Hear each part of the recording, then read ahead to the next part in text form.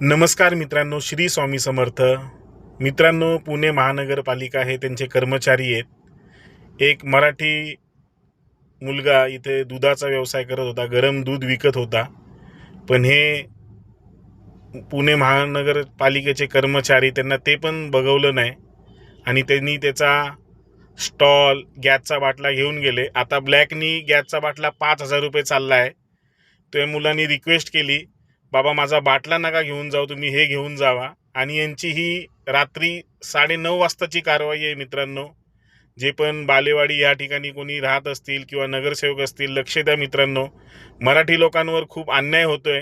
आणि जर एखादा मराठी मुलगा बिझनेस करायला गेला तर हे लोक असे करतात, स्टॉल घेऊन जातात. अरे तो दारू विकत नाही, तो दूध विकतोय.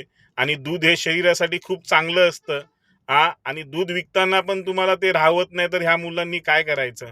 चोऱ्या करायच्या का काय करायचं? सकाळी कामाला जाऊन रात्री 3 तासासाठी हा बिझनेस लावतो. हे पण पुणे महानगरपालिकेला त्यांच्या डोळ्यात घुसलं. बोलले का असं झालं तसं झालं. मी मध्ये गेलो तर तो कर्मचारी, तिकडचे लोक मला बोलतात, अरे तू नको स्टंट करू. अरे काय तुम्ही या मराठी लोकांनी राहायचं का नाही महाराष्ट्रामध्ये? आणि पुणे या ठिकाणी जर मराठी मुलगा बिझनेस करतोय तर तुम्हाला लाजा वाटल्या पाहिजेत. तुम्ही हा गॅसचा बाटला आणि स्टॉल घेऊन जाताय, तुम्हाला लाजा वाटल्या पाहिजेत. कोण तुमचे अधिकारी आहे मराठी मुलांवर कारवाई करायला सांगतो?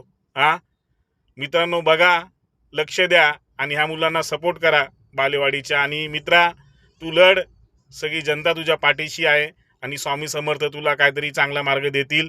बाय बाय, भेटूया पुढच्या ब्लॉगमध्ये.